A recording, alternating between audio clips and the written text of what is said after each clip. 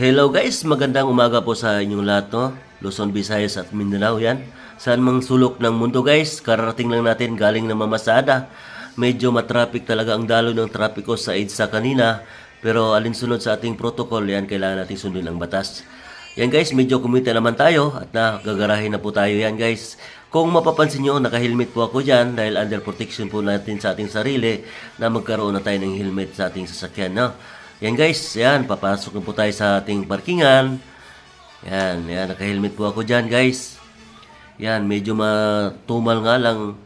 Pero at the same time, kumita naman tayo. Yan guys, kailangan na tayong mag-drive araw-araw para lang at kumita. Ayan guys, lalabas na po ko dyan. Salamat pala sa ating mga kababayan dyan na tuloy-tuloy lang suporta sa panunood sa aking mga videos.